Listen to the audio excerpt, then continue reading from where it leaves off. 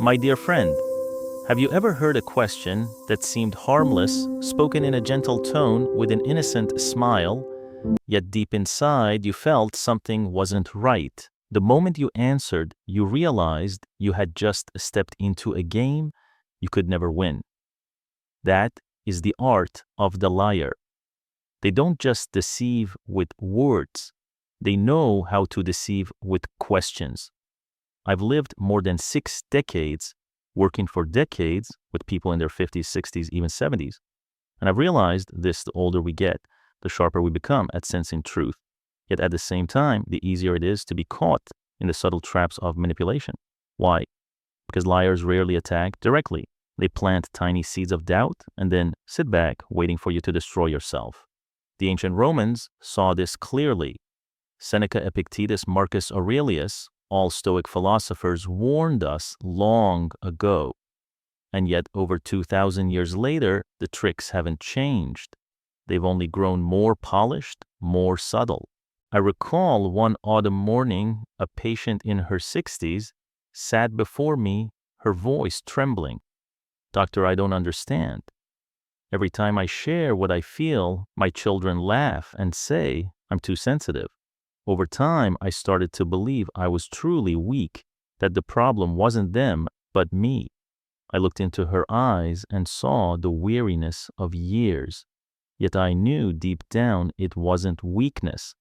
It was sensitivity, and sensitivity is awareness. Like a radar system, it signals danger and irregularities before anyone else notices. Have you ever felt the same? You point out something unusual only to be dismissed with, "Oh, you're too sensitive."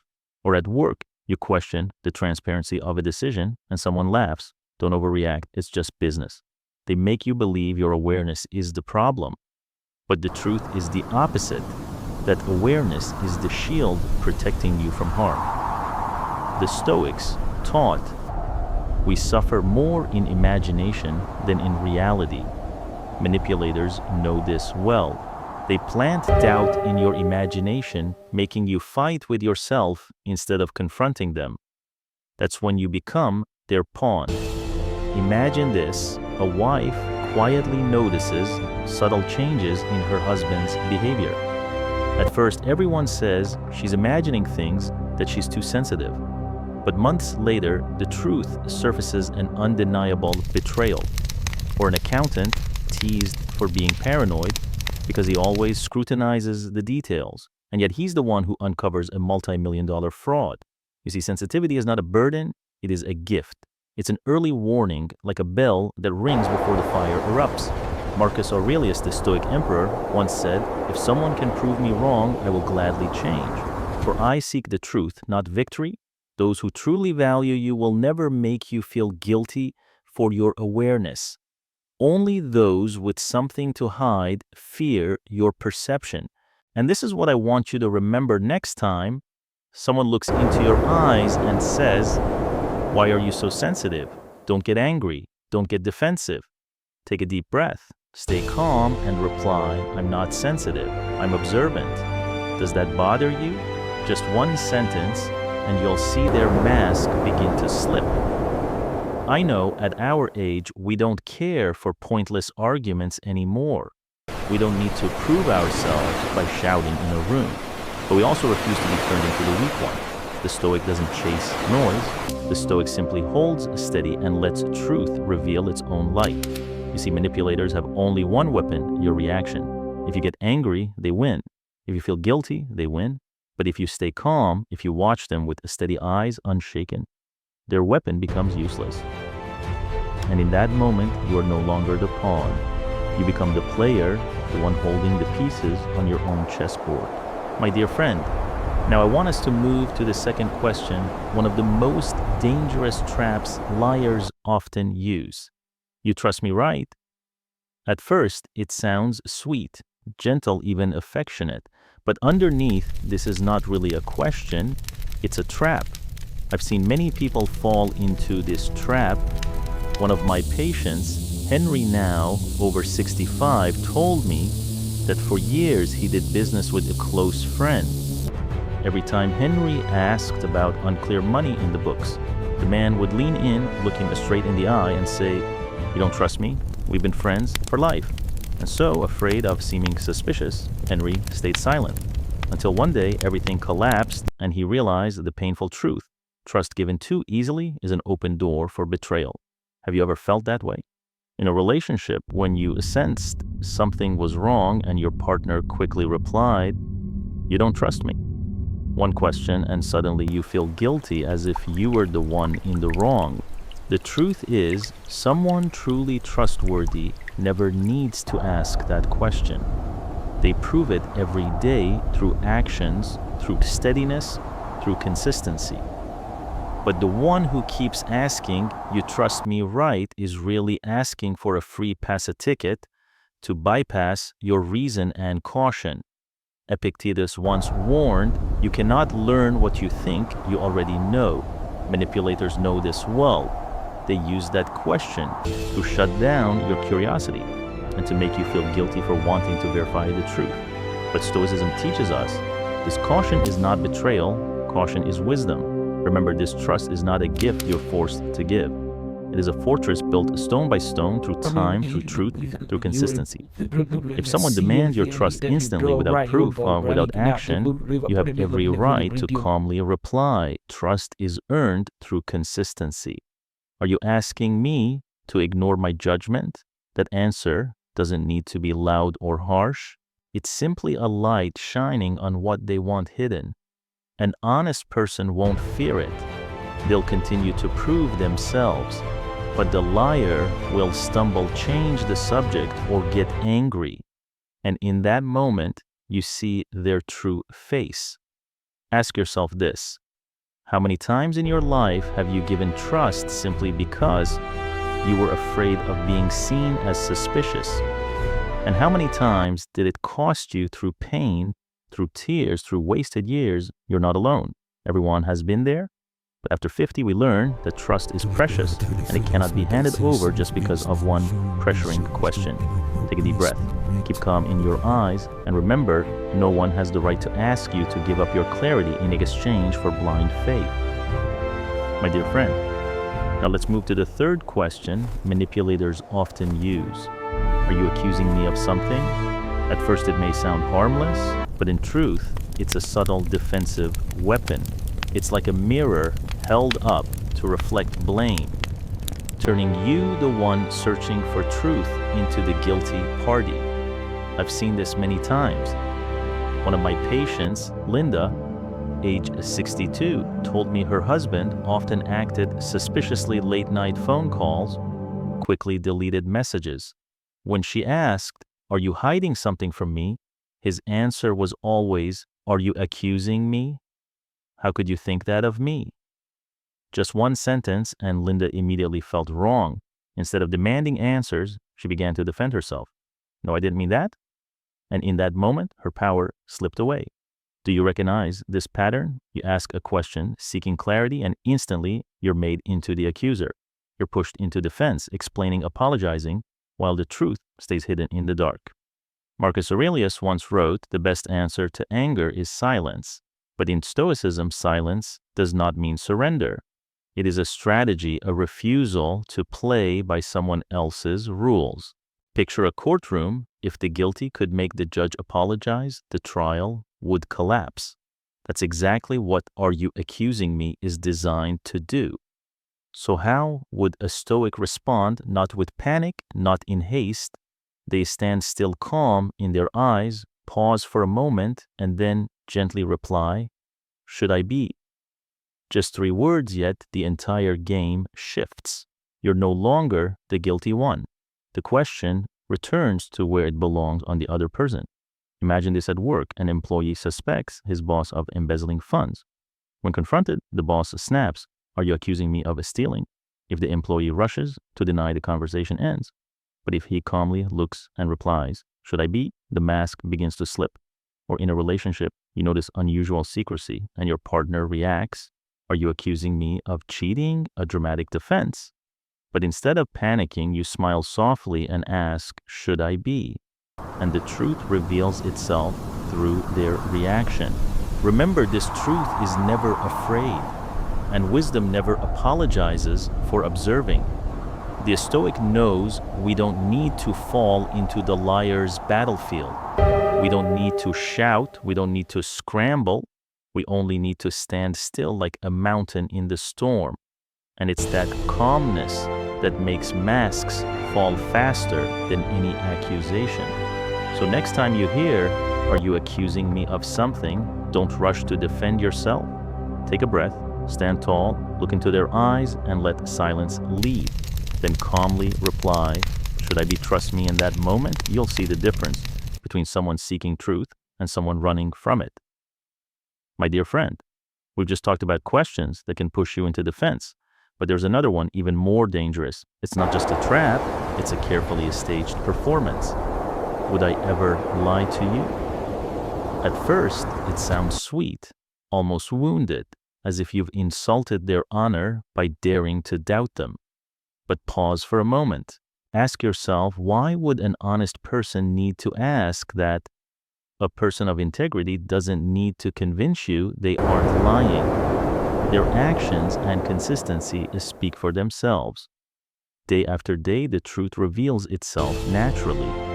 Only those who sense you are getting close to the truth rush to put on the mask of, "Would I ever lie to you?" I remember a story from one of my patients, Catherine, 58. She came to me confused. She said, "Doctor, whenever I suspect my husband is hiding something, he looks at me in pain and asks, 'Do you think I'd lie to you? Don't you trust me?' And I feel cruel for even doubting. Do you see it?" That question is not meant to prove the truth. It's designed to plant guilt in your heart. And once guilt takes root, you stop asking. You fall silent. And in that silence, the liar wins. Seneca once taught, if it's not true, don't say it. If it's not right, don't do it. Those who live by this need no performance to prove their innocence. They let truth speak for itself. Look at reality. A colleague hides documents, then asks, "Would I lie to you?" A spouse constantly deletes messages, then sighs, "Would I lie to you?" The more dramatic, the more pleading, the more offended they act. The real question you must ask is then, why do they need to say it at all? So how would a Stoic respond? Not by arguing, not by rushing to reassure. Instead, they hold their silence, letting the space do the work. Then they gently reply, "That's not the question. The real question is, would I know if you did?" Do you see just one sentence and the light switches on in a dark room? The dramatic words no longer cover the truth. Think back. Have you ever felt guilty just for wanting clarity?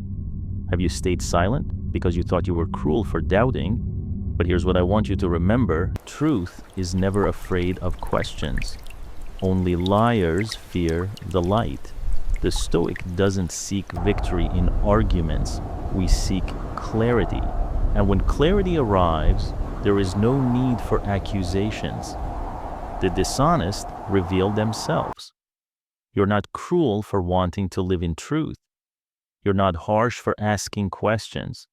It is your basic right, the right to know what is truly happening in your life. So next time you hear, "Would I ever lie to you?"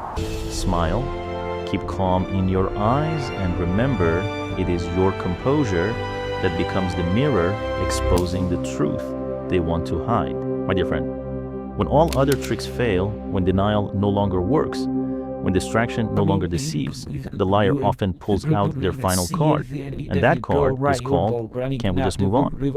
It sounds gentle, doesn't it? Like an invitation to peace, a doorway to the future. But if you listen closely, you'll realize it's not about healing, it's about escaping responsibility. I recall a patient named Robert, age 70. He discovered that the company he had devoted decades to had falsified financial reports. When he spoke up, the leadership neither apologized nor explained. They simply said, "Robert, the past is past, let it rest. Think about the future. Can't we just move on?" But in truth, they didn't want to move forward. They wanted to bury the truth. They hoped Robert's age, fatigue, and kindness would make him give up. Have you ever experienced this? In a relationship, When betrayal is exposed and instead of repairing the bond, the other person says, why dig up the past? Why not just move on? Deep down, they don't want healing. They want silence. Marcus Aurelius once reminded, if it's not right, don't do it. If it's not true, don't say it. He never added, unless it's inconvenient. For the Stoics, truth has no expiration date. It doesn't lose value just because someone wants to close the book quickly. I remember another case. Maria in her 60s discovered her husband's affair. When she asked for an honest conversation, he only repeated, "You're stuck in the past. Why can't you let it go?" But Maria looked him in the eye and said, "I'll move forward, but only when I truly understand what happened, not before." That is the power of steadiness. No yelling, no fighting. Just one calm, firm sentence is enough to protect your dignity. You see, liars survive on your exhaustion. They don't need to win the argument, they just need you to give up. But the Stoic knows peace doesn't come from covering up, it comes from facing truth. So next time you hear, "Can't we just move on?" take a deep breath. Don't rush to agree just to end it. Keep your voice calm and say, "I'll move on when I understand what happened," not before. Just one sentence, but it's like an anchor holding you steady in the storm. It reminds you that you are not rushed, not manipulated by fatigue, and that you are worthy of the truth. The Stoic is never dragged by the liar's pace. They know time is neutral, truth has no deadline, and real peace only begins when light shines into the dark. My dear friend, we've walked a long journey together. From the seemingly harmless yet manipulative questions, "Why are you so sensitive? Do you trust me? Are you accusing me? Would I ever lie to you?" Can't we just move on to the calm, Stoic ways of responding? I want you to remember this: every question from a deceiver is like a move on the chessboard. But now you are no longer the piece being moved. You have become the player. In more than 30 years of walking alongside people in their 50s and 60s, I've seen a truth. As we enter the second half of life, we no longer have time to waste on deception or to let ourselves be controlled by psychological games. What we long for most is clarity, peace, and honesty with ourselves and with those around us. Seneca, Epictetus, Marcus Aurelius, all the great Stoic teachers agreed on one point: the person who sees the truth is dangerous, not because they are violent, but because they cannot be controlled. You are not cruel for setting boundaries. You are not harsh for demanding truth. And you are not weak for recognizing deceit. On the contrary, these are signs that you are awake. Picture this: a forest covered in fog. People wander bumping into each other, unable to see the path. But then, one person stops, breathes deeply, opens their eyes, and notices the trail right in front of them. That person doesn't need to shout nor force anyone. They simply walk forward with certainty. And sooner or later, others see it too and follow. That's the power of a Stoic awakening. You don't need to raise your voice to be heard. You don't need anger to be respected. You only need calmness, clarity, and steadiness, and the world around you will adjust itself. So choose that path. The path of clarity over confusion. The path of reason over impulse. The path of observation over reaction. And I want to leave you with one simple message, a reminder to carry with you in the days ahead. My dear friend, before we say goodbye for now, I want to leave you with a simple message. It is the heart of today's lesson. A liar lives on your reaction. If you get angry, they win. If you feel guilty, they win. If you grow tired and give up, they win. But if you remain calm, if you observe without rushing, if you stay patient without wavering, then all their tricks become powerless. The Stoics taught some things are within our control, some things are not. And in every situation, you always have one choice: how you respond. I want you to try a small exercise this week. It's simple, but if you practice it, you'll feel the difference. Each time someone says something that upsets you, instead of reacting immediately, take a deep breath. Ask yourself, is this within my control or not? If not, let it go. If yes, Choose a response that is gentle but clear. Try it once and you'll see your silence holds more power than 1,000 arguments. I remember one of my patients, James, 72. He used to lose his temper quickly, especially when insulted. But after years of practicing Stoicism, he told me, "Now, whenever someone tries to provoke me, I just smile. I ask myself, do they really control me? And the answer is always no. You see, calmness is not weakness. Calmness is the highest form of a strength." So before this video ends, I want to ask you one question. From today forward, what will you choose for yourself, reacting the old way or walking like a Stoic calm, clear and unshakable? If your answer is clarity, then write just 3 words in the comments below. I choose clarity. And I believe when you write those words, you're not only affirming it to me, you're affirming it to yourself. Thank you for walking this path with me. I'll see you again in the next lessons where we'll continue to explore the power of silence of reason and of the timeless Stoic spirit.